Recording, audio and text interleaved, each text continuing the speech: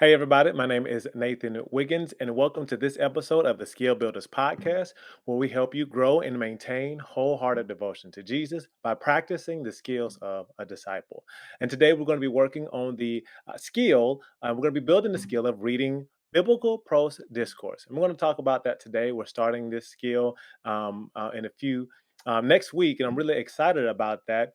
But in all of our practice sessions, we try to give you additional background information just so you have a point of reference for what skill you'll be practicing. Sometimes we're not able to cram all of that background information into the practice session. So we've got to do a preemptive additional background information session before we get into the actual practice of that skill. And so this is just going to be, you can think of it if you're a basketball fan, you can watch film, but then you go out and shoot your free throws. Next week, we'll be shooting the free throws, but this week, we're going to be watching a lot of film. And so, once you get this background information, you'll be more equipped and you'll feel better and more confident about executing when we actually practice the skill. So, with all that being said, we are building the skill of reading biblical prose discourse. And so we've already went through narrative and poetry, three different main genres in the Bible are narrative, prose discourse, and poetry. And poetry was a lot of fun because we got to learn how to navigate all the different metaphors and explore poetry. And I really love the plot conflicts, learning about that and the design patterns in narrative. 33% of the Bible is written in poetry. Then you've got another 44% written in 33 is written in poetry, 44 is in narrative. And so the final 24%, my math is jacked up in there somewhere, I believe. Oh, well, the last chunk, 24%, about one out of every four pages of the Bible you read is written in prose discourse. And so what that means is when it comes to building these skills, we want to read the genre in the way that the author intended for us to read it. I don't want to read a song like it's an essay, and I don't want to sing an essay like it's a song or like it's a poem. So when it comes to prose discourse, we don't want to read this like it's a story or like it's a poem because we can miss out on some of the information that the author is trying to communicate to us by writing to us in the particular genre that they chose. Yes, we've got to know historical context. We've got to know all the different other kind of context. But if we get the literary context, if we get the literary style is written in wrong, then we'll still be missing out on information. So that's why we're going through this skill. That's part of the reason why the skill is important. But now we'll just talk about what is prose discourse. So we'll jump right into it. This is our last skill in helping us learn how to basically read the Bible in our How to Read the Bible series. We want to increase biblical literacy and we want to help people have fun and know how to read the Bible. It's way easier to read the Bible when you actually know how to read it. And so, all that being said, when I looked trying to research what prose discourse is, I got it from Bible Project. And on their website, they did not give me a satisfactory definition of prose discourse. When I scavenged the internet did not give me a satisfactory definition for prose discourse. So what I ended up having to do is I just kind of crammed something together that I think would work. So prose is one word and discourse is another word. Cramming them together, you've got a literary genre. So what is discourse? Discourse is a coherently arranged, serious, and systematic treatment of a topic in spoken or written language. If you don't get anything else, you're going to hear me repeat over and over and over again serious and systematic treatment of a topic, because that's really important. That's what discourse is. And when I say prose discourse, you can think of there are different kinds of ways that discourse is communicated, but just think of a serious and systematic treatment of a topic. So think of when the president gets up to speak. Think of when your pastor gets up and gives a sermon, a speech or a sermon. That's prose discourse, serious, systematic treatment of a topic. You can also think about law. You have business law. You have real estate law. You have all these different kind of laws and books upon books up and pages upon pages written about this law. And so that law code is a serious and systematic treatment of something. And you even have Paul's letters, the letters that he writes to the different churches. He's writing those letters. You've got Peter's letters. He's writing those letters. You got John's letters. They're trying to address something in a serious and somewhat systematic way. They're trying to get their point across in some kind of way. So when you think of discourse, you can think of Those are just some examples of what you can think of. But not only that, when it comes to prose discourse, you've got the prose part of it.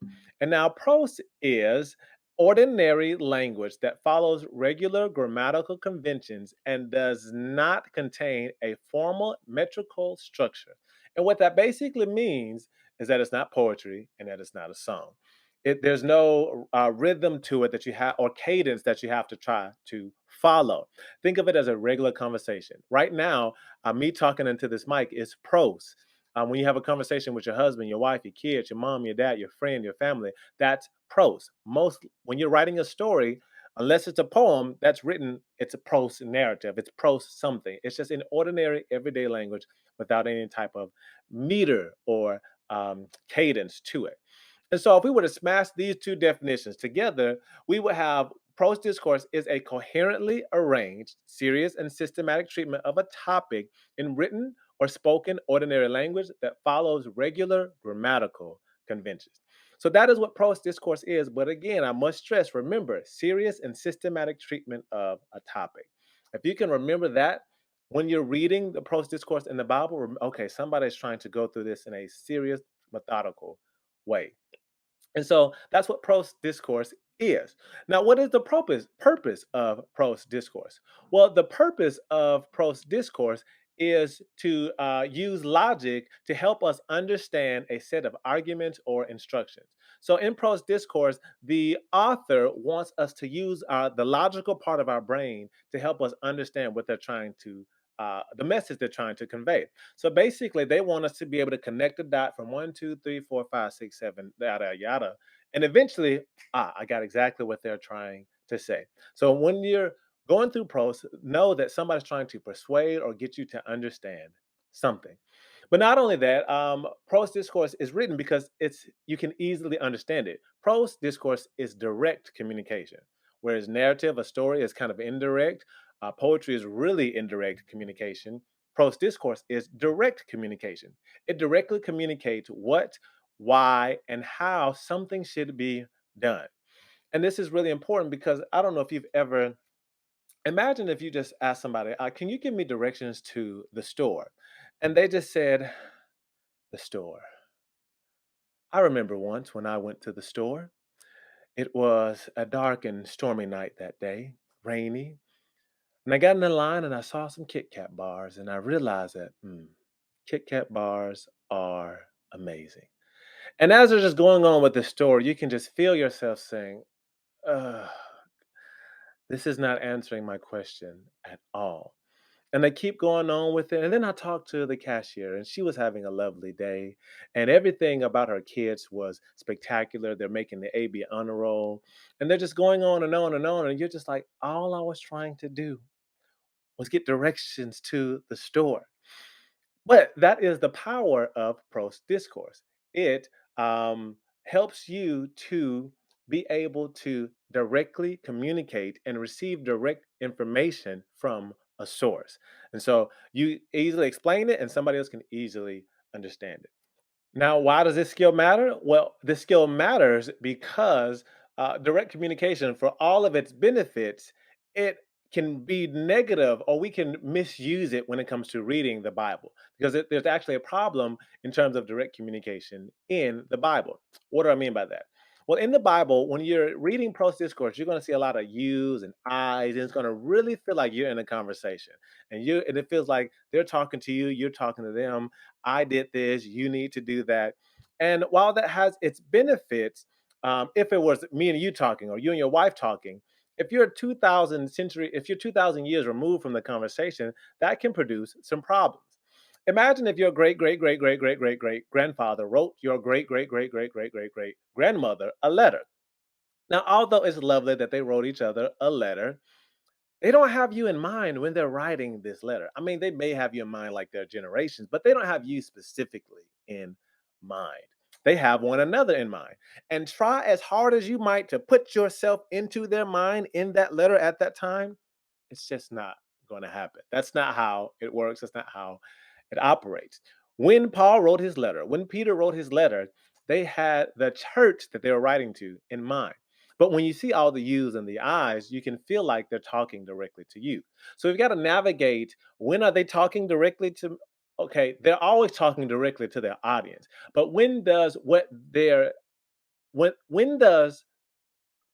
when do I apply what they want their audience to do to me? That's how I'll say that. And so that's one of the problems. And the other problem is the problem of cultural relativity. This skill matters because cultural relativity is a big issue, and it's hinged to the direct communication problem. And I read the book, How to Read the Bible for All It's Worth, and they sum this up way better than I ever could. So I'm just going to read the quote for us. The problem of cultural relativity. In the book, they say the big issue among Christians, and I'll make sure I link or I'll put in the resources this book, the title of this book. But here we go. The big issue among Christians committed to Scripture as God's word has to do with the problem of cultural relativity. What is cultural and therefore belongs to the first century alone, and what transcends culture and is thus a word for all seasons. Ask that question again. What is cultural and therefore belongs to the first century alone, and what transcends culture and is thus a word for all seasons? Cultural relativity is a challenge. What was Paul communicating that only stays in the first century? And what was Paul communicating that needs to transcend every century? What was Moses writing when Moses wrote the laws? What did he write that was just for the children of Israel? And what did he write that was for me and you today? I know, I'm sorry for my listening audience, but on the screen right now, and I'm pretty sure these are Zambian either founding documents or legal documents from the country of Zambia. Now, I am in America right now. I do not live in Zambia. But let's just pretend that on these documents right now, you have things like do not kill and do not steal and different things like that. Now, even though I am in the United States of America right now, I could get the information from this document telling me not to steal and not to kill. And I can look at that and say, oh, yeah, that can apply to me. But there's also things in this document that are specific to that country. The problem of cultural relativity is illuminated when we see things in a particular document that align to our values and then other things that are not quite as aligned. So we've got to sift through and we got to try to filter through, okay, what is aligned, because we shouldn't murder. There's no one should be murdering anywhere. That applies to me just like it would to somebody who lives in Zambia right now. But if I were to sift through and filter through this founding document or this legal document from Zambia, would everything apply to me in this document, even though I'm in America right now? Of course not. It just wouldn't. Everything in there is written to the people of Zambia. It's not written to the people of the United States. So just trying to figure out what belongs and what stays. What stays in the first century and what belongs in every century. So all that being said, that is why this skill matters. That's why we use it, and that just gives you a little bit of background of prose discourse. But now that we've went through prose discourse, we're going to go through the system and the mechanics of the skill. What do I mean by system and mechanics? Well, the system is basically the components of the skill, and the mechanics are how each one of those components work inside of the skill. So the system would be like the skill would be the car, and the system or the different components would be the wheel and the tires and the trunk, the different parts of the car. And the mechanics would be how the tires turn, how the wheel spins, how the trunk opens. It's the how of the different components. So, with that being said, we were looking at the system of how we build the skill of reading biblical poetry. How do we build the skill of reading biblical poetry? Well, this is the system. It's simplified, but it's recognize, understand, shape, and sift. So the system of reading biblical poetry, the system of building the skill, excuse me, of reading biblical poetry is recognize, understand, shape, and shift. Now, if you would just kind of take the first letter of all of those, you get RUSS. You get Russ. And so when you're trying to build the skill of reading biblical prose discourse, and I may say poetry every now and then. If I say poetry every now and then, y'all forgive me. I'm trying to say prose discourse. Building the skill of reading biblical prose discourse, just remember the word Russ. Think of your favorite Russ. Think of your favorite Russell. Whenever you're about to read a letter from Peter, or you're about to read Leviticus, or something in Deuteronomy, think of just your favorite Russ. So it may be Russell Brand, it may be Russell Crowe, or it could be my favorite Russ, Russell Wilson. But when you're trying to build the skill of reading biblical poetry, just think of your favorite Russ. And so that's the skill simplified, RUSS. But if we were to fill that out a little bit, the recognize means uh, recognize prose and the type of prose that you're reading. So it may be law, letter, or wisdom, the different kinds. And so it just helps out a little bit knowing that you're reading prose and knowing what kind it is. Next, you want to understand the points of persuasion or instruction. So you want to understand the points of persuasion and instruction. Number three would be shaped. How would this information have shaped the audience's relationship with God? And so recognize, understand, shape, and then number four, sift. Sift through what's described to find what's prescribed. So recognize that you're reading prose discourse, understand the points of persuasion. How would this information have shaped the audience relationship with God? And then sift through what was described to find what's prescribed or prescribed. And so that's the system of reading prose discourse, the skill of reading prose discourse. And so now that we understand the system, let's go to the mechanics. Basically, how does each one of these components work? How do we recognize prose discourse and the type of prose? How do we recognize the letters, the law, and the wisdom? Each one of these. Well, one of the ways you can do that is just knowing that you're in a certain book. When you're in certain books, just you're going to be reading prose discourse more than not. And so when you're in certain books, they're called law books. And so Deuteronomy, Leviticus, these are law books. And these are books and which are basically instruction manuals for allowing unholy Israel to live in fellowship with holy Yahweh. So you're in an instruction manual. And so that is kind of whenever you're reading the laws, that kind of gives you a clue. And so, whenever you're reading these books of law like Deuteronomy or Leviticus, that should give you a clue that you're reading prose discourse. Next, we have the wisdom literature or the wisdom books that also have prose discourse or also prose discourse. Now, the wisdom books are basically trying to answer this question: how to be good at life? How can you be good at life? And wisdom literature in the form of prose discourse is trying to persuade you on how to live a good life. So here, think of Ecclesiastes and James. Now, Ecclesiastes is also known as a book of poetry, but there is a ton of prose discourse in Ecclesiastes as well.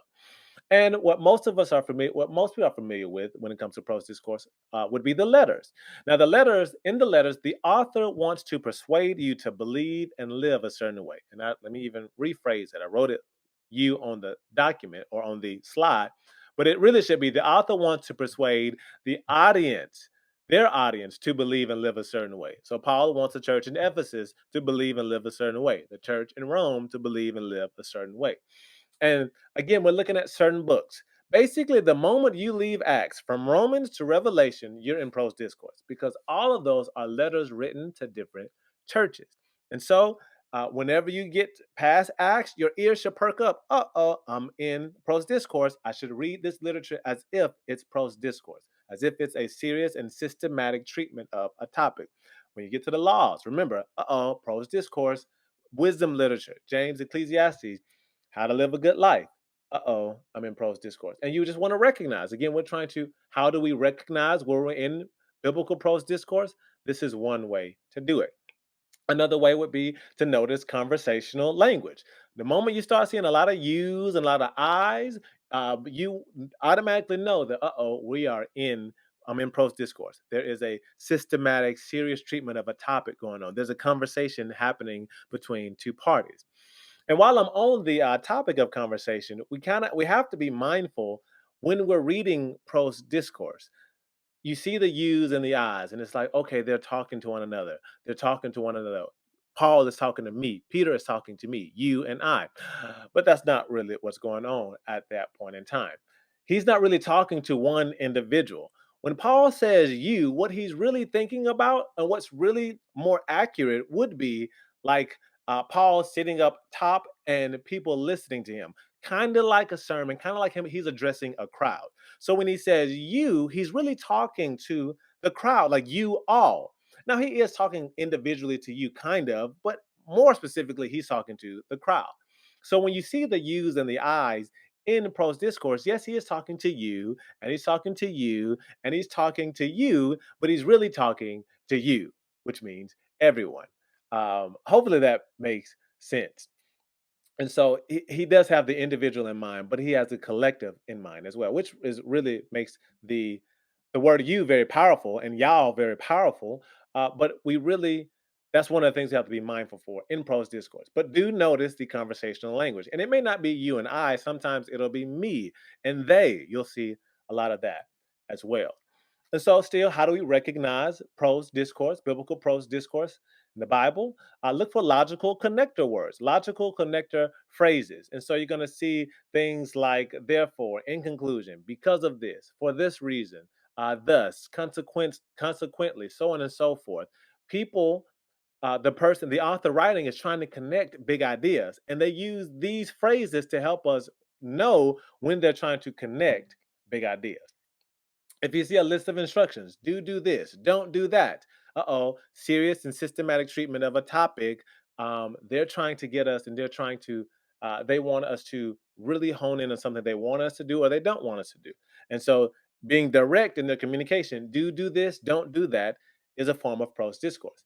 Basically, when it starts to sound like a cookbook or it starts to sound like a recipe, this is how you do this, add this, take this away, stop doing this, don't do that, you're in prose discourse. And last, we've got how do you know you're in prose discourse? There is a chart we can look at that I created that gives us a little bit of insight when we're in narrative versus when we're in prose discourse. And the reason why did this is because sometimes it can be tricky to know when you're narrative versus prose.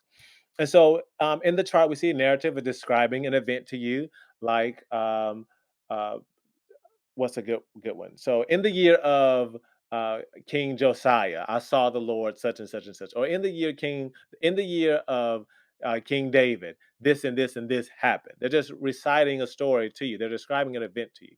But in prose, you're going to see people commanding to do something. You're going to see people trying to convince something, or they want you to see things in a certain light. They're going to be shedding light on something. They're going to be adding wisdom or giving you wisdom about a topic. Narrative is written in third person. Then David did this. Then Saul did this. Prose discourse is typical, and this is typical. These are rules of thumb. They're not absolute, but they give you a good a good way to notice it. If you see a lot of first and second person, you and I, that's usually a prose discourse. You're looking for plot conflicts and their resolution. So when you see tension, when you see somebody kill somebody, when you see this happen and that happen, and we see consequences, that's typically narrative. Where you're looking in prose discourse, you're looking for logical conclusions and connector phrases. You're looking for instruction on how to do things. And so that's a difference, a way you can discern between narrative and prose discourse. And so that's how we recognize. Now we're on to what are the mechanics of the skill, meaning how do we understand the points of persuasion or instruction? So we know how to recognize now. Now, how do we understand the points of persuasion and instruction? Number one, biggest thing, know the author and the audience. Know the author and the audience. Basically, who is talking to whom? So much gray will be clarified when we keep on our mind who is talking to who is talking to who is trying to persuade or instruct whom. Often, this is found at the beginning of the chapter. And this is really important because this helps us extract ourselves out of the story. Yes, we are a part of the story, we are a part of God's story. But Peter was just trying to talk to his church. James was just trying to talk to the churches that he was speaking to. Paul was just trying to talk to Ephesus in this particular letter. He was not talking to me directly. So when I remember who is speaking to whom, I can extract myself and I can just realize this is a conversation between two parties. And so after that, we want to review and understand previous points made before connector words. And so we want to look for the therefores and the in conclusions and because of this, for this reason, consequently, whatever it may be. We want to look for all of those and we want to make sure we understand those points of why is the therefore right there? Or as people used to say, when you see therefore, what is it there for? And you want to be able make sure you understand whatever those logical conclusion words were. In conclusion, or because of this, well, because of what? For this reason. For what reason? You want to make sure you understand all of that before you move on. Now, this isn't in all prose discourse, but when you see these words, make sure you understand what was behind that word so that you can understand the point in the current section.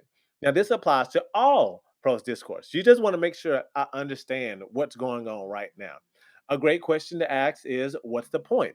Why is Paul writing about this? Why is Moses writing about this? Why is James writing about it? What's the point of this particular passage? And if you can answer what's the point of this particular passage, then you understand what's going on. If you can't understand what's the point, then just do a little bit more digging and do a little bit more reading. And at this point, I'll have to say, try your best not to use a commentary. Just read and try to use your. I don't want to say critical thinking skills. I want to use your critical thinking skills, but try not to rely on somebody else's opinion before you formulate your own. And so when you're asking what's the point, do your best to figure it out before you go to somebody else. That just will help you navigate the Bible better and it'll make it more meaningful to you. But the goal is that you want once you know who the author and the audience is and you're understanding what's going on in the current section, what you're really well on your way to doing is to navigating all of the confusion on one side of the argument to have clarity on the other side of the argument. And so that it may be, it's like sometimes when we're reading the Bible, it feels like a jumbled mess. But when we make sure that we take time to understand everything, it's going to produce a lot of clarity for us, and it'll make it easy for us to summarize the points.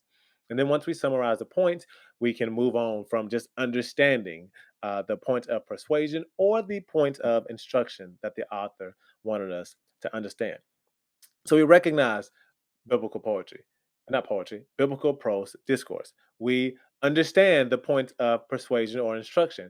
And the next part is shape. Remember Russ, your favorite Russ, remember him. Or I don't know if there are any girls named Russ, but I guess you could remember Russ, Rosita. Never mind. Yeah. So, what would the information have? How would the information have shaped the audience's relationship with God? How would this? How would what I just read and what I just understood? How would this have shaped the audience's relationship with God? And so this is important because everything written in prose discourse is meant to both directly and indirectly shape your relationship or your view of God. Now, directly because do this, don't do that. Let me give you some theology so you can understand how God is and who He is. Paul, in most of his letters, think of the first 11 chapters in Romans are to theology. The first 3 chapters in Ephesians are theology. The first 2 chapters in Colossians, theology. Chapter 2 in Philippians, theology. He's giving us theology first. And then once we understand the theology, once we know who God is, then that informs how we live everything out. So then chapters 12 through 16 in Romans are all about practical application. Chapters in the chapter 2, 3, and 4 in Colossians are all about how we live what we know about God out and how we treat our people. So that's direct communication. But just reading it alone, there is some shaping going on. God is using the conversation between Paul and Ephesus, between Peter and the churches that he was writing to shape us, whether we realize it or recognize it or not. And that's okay. But the shaping is going on. Just like podcasts are so popular right now because they're shaping the way we think and the way we interact, even if it's not direct, it's through the conversation. Basically, when we read the Bible, it's like we're getting the podcast version of what is happening in the first century, and then we use that to inform our lives. And sometimes when all of this happens, it's it, it may feel you may not even feel it at all. Sometimes you may feel it a lot. Sometimes the shaping may be big and he's got to do a lot of reshaping and a lot of remolding. And sometimes all he has to do is he's trying to fine tune things that we already know and already understand about him. Regardless, we're all being shaped every time we read the Bible to conform to the image of Jesus Christ. And so let's just embrace it and recognize that that's happening, especially when we read prose discourse.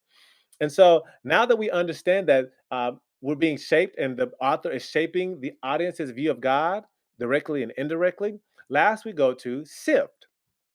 We went to recognize, understand, shape, sift. How do we sift through what's described to find what's prescribed? How do we sift through? Think of a sieve. Think of the sifter. Think of I don't need everything I just read. I just got a ton of information from everything that I just understood. I just got a ton of information, trying to recognize and see how the author was trying to shape my view of God, how Moses was trying to shape my view of God through all giving me all these different laws and everything. There's a lot of information I just received, but I don't need all of that information. I don't need every single thing I just got. So I sift through, I empty out all the things that I don't need and keep the things that I do need. And the things that I do need are basically the things that God is prescribing to me right then and there. A prescription is an authority giving you something that you need for your life. Think of a doctor giving you some medicine. They are prescribing you something that will benefit or help you. So the same way when we read the Bible, when we're going through and we're getting all of this information, God, so much information. I don't need all of it. And so I sift through all the stuff that I don't need. And whatever is left on my shaker is the thing I do need. It is my prescription. And from that prescription, I take it. Think of every time you read the Bible, the hand of God is coming down from heaven and he is prescribing to you something that you need. So you sift through what's prescribed, excuse me, you sift through what's described, all that information that was described in this story to find what's prescribed. What is God trying to give directly to me?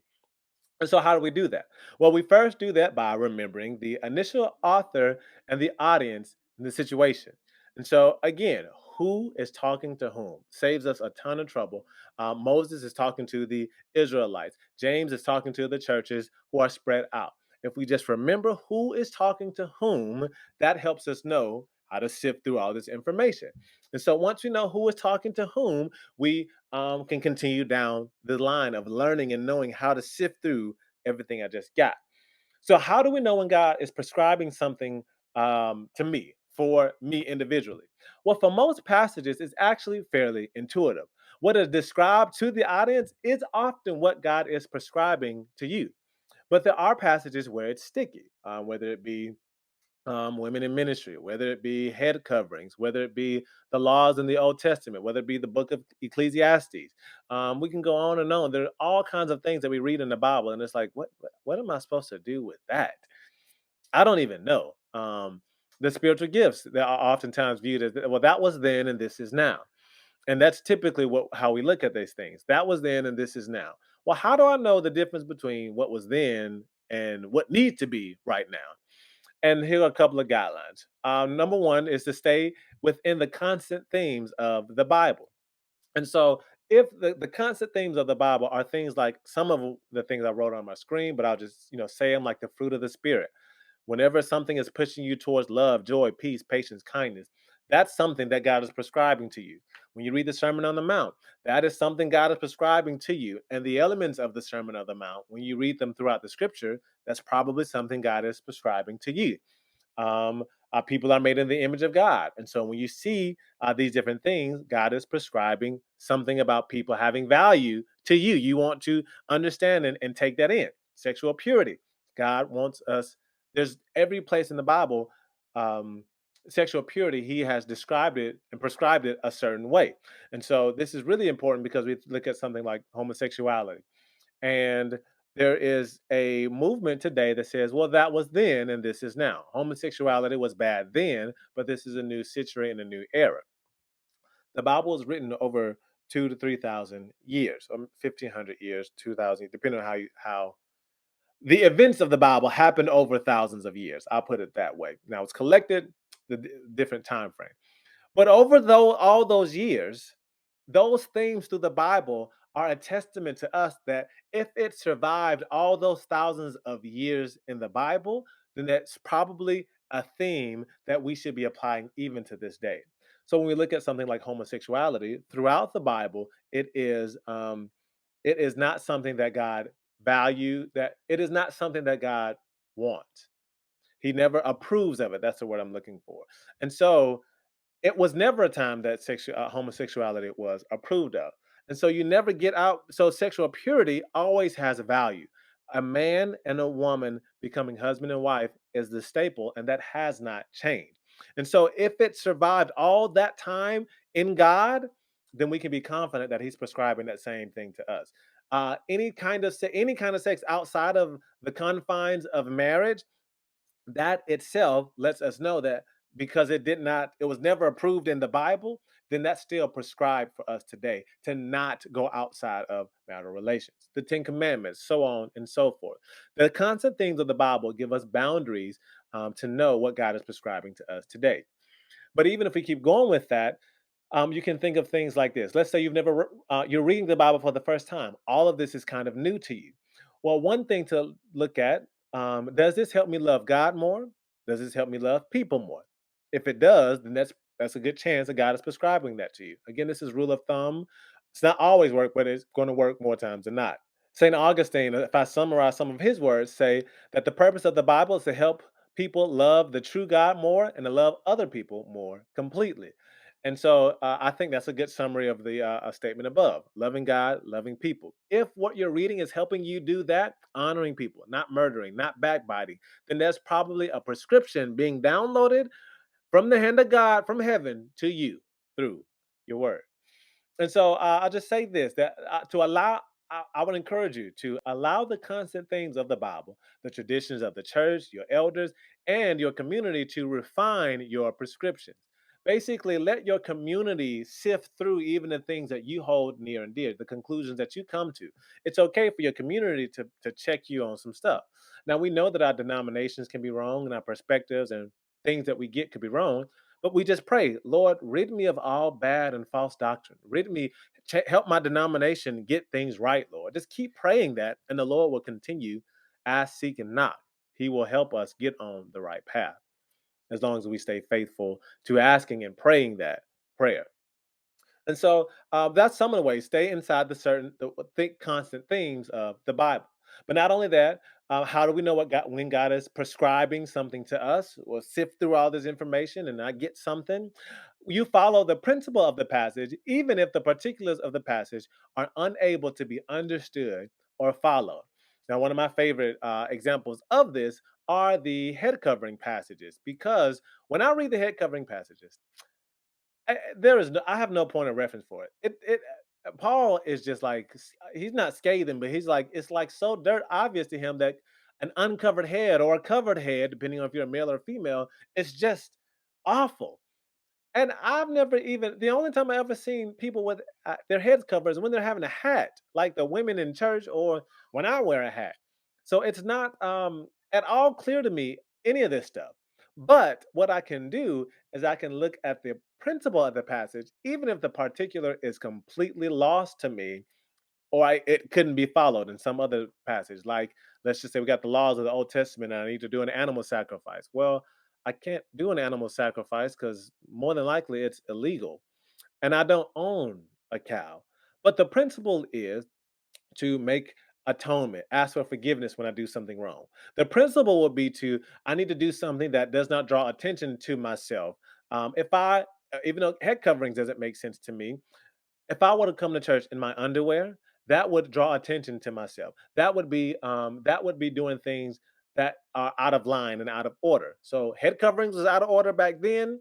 Me wearing my underwear to church would be my boxers to church only would be out of order today. I'm drawing attention to myself, and it's not. It just wouldn't be helpful. It would be everybody would be focused on me and not on the Lord. Secondly, it only appears one time in the Bible about head coverings that I'm aware of anyway. And so that even gives you some more confidence that maybe that's cultural because it's only happening one time and we don't have to carry that from one generation to the next. But even in saying that, it's okay to feel like when you're reading something that God isn't prescribing you anything in a particular passage. How do we know when God is prescribing us something? Well, maybe He's not. Maybe He just wants you to read the passage, and that's okay as well. And so it's okay to read something and not feel like God is downloading something to you from heaven. You don't have to feel like I have to apply every single thing that I read every single time. that can be that can produce its own challenges as well. So we don't always have to have something prescribed to us. Then lastly, I think it's lastly, I might have another point. It says, how do we know when God is prescribing something to us? Well, God speaks to us in our days, in our ways. He spoke to Moses in Moses' days, in Moses' ways. He spoke to David in David's days, in David's ways. He spoke to Paul in Paul's ways and in Paul's days. He's going to speak to us in our days and in our ways. Got that from Scott McKnight in the book Blue Parakeet. And it's really helpful. It really is freeing that God is speaking to us in our days, in our ways. And we all do this whether we know it or not. Anytime we've ever given a quarter, a dime, a nickel, a dollar to our church in obedience to God, we are we are living out God's command in our days and our ways. The Bible never tells you to give a dollar. You see shekels, you see an ephab, you don't hear anything or read anything about dollars and cents, U.S. cents being given in ancient Israel because it didn't exist. And so all of us are applying what we read in the Bible in our days, in our ways. So that should free us to know that, okay, it's impossible to bring everything from the Bible to the 21st century. So, what is described and what is prescribed? We've got to figure that out. Every time we give a handshake or we give a hug instead of giving a holy kiss, that's us living out the Bible in our days, in our ways. And so that's just to me, it's just very, very freeing. And last point in all this is that bad doctrine is bad doctrine. I'm not trying to get us to be. We're thinking of our days and our ways. I'm not trying to get us to be so progressive that we start doing things that we ought not do, like approve of something like murder or sexual immorality, like fornication or watching pornography or something like that. I'm not trying to. I don't want. I'm not trying to produce bad doctrine from all of this. The entire point of this is just to make sure we're in the boundaries. As long as we stay in the boundaries, we can't go wrong. Our challenge is figuring out what are the boundaries. But if we read with this lens on these lenses that we're prescribing today, that'll will make sure that we stay in bounds. Lastly, the text can never mean what it never meant. And so, if you are reading the Bible and you say, "Oh, I think God is prescribing this to me," well, if it never meant that in the first century, then it doesn't mean that to you right now. If it has to mean something in the first century first, then it has to mean something to you. It has to mean something in the 1000 BC, then it has to mean something to you. And they can't have two different meanings. And so, rounding it on now, how do we sift through what's described to find what's prescribed? We have to remember that individual communication is different from corporate communication. What God prescribes to you may not be what He prescribes to your church or to a group of people. Sometimes they do overlap. Sometimes what God gives you is exactly what the church needs, but it's not always. And more times than not, what you get prescribed when you read the word is going to be different than what is prescribed from the entire church body as a whole. And again, this skill and this portion of the skill helps us to stay within the boundary lines of the story of the Bible while helping us discern God's voice for our day. So think of a basketball court. There is an insane amount of things that you can do inside of a basketball court. Run, jump, pass. There are different ways you can pass, different ways you can shoot. All that is fine and is in the boundaries. We just have to make sure that we don't go out of bounds. So, just using some of the guidelines that I gave today, my goal is to help us make sure that we have a boundary that we can stay inside of. And as long as we don't go outside of that boundary, that gives us a chance to follow the right prescriptions as opposed to the wrong ones. And God is faithful and He's just. It's okay. Um, Even if we get out of bounds, because the if I mess something up, the Lord can help me get right back on path. And this comes to our final tip to be flexible. The more you learn, your opinions and understanding of a passage may change. And so, even if you get out of bounds, it's okay to just always ask the Lord, Lord, sift me. Lord, give me back to you. Get me back on the court. Get me back on path. That just has to be a constant cry of our hearts. Lord, get my denomination back on path. Lord, get my community back on path. Get me back on path. Get the plank out of my own eye so that I can see the log in my, or the speck in my brother's eye. Lord, there just has to be constant in our prayers. And a part of that is constantly adjusting your doctrine. It may not be a full sail adjustment. You may not be doing a 180, but maybe you'll do a 1 degree or 3 degree. I read that wrong. Oh, I didn't fully understand that. I may have just stepped on the line. I'm not all the way out of bounds, but I stepped on the line right here. Let me get back on the court. Just be flexible. All of us are learning and growing. The Christian that we're going to be 10 years from now is going to be different than the Christian that we are today because we are learning and we're doing things better year after year after year. And then finally, last tip, make sure you understand the purpose of a passage before coming to hard conclusions. Read the entire book first. Read all of Romans or Ephesians, all of Leviticus. Make sure you just understand the entire book. If you don't read the entire book and you just get 1 point, 2 points, and 3 points, it's kind of like coming to a full conclusion after only having saw 3 clips of a movie. You go to movie clips on YouTube and you watch 10 of the clips, and you just come to these full strong conclusions. That's not right. It's only 10 minutes of the movie. That's only 30 minutes of an hour and a half, 3 hour or 3 hour movie. The right thing to do is first understand the whole movie. And then from that place of understanding, you've got greater context and clarity about the different passages.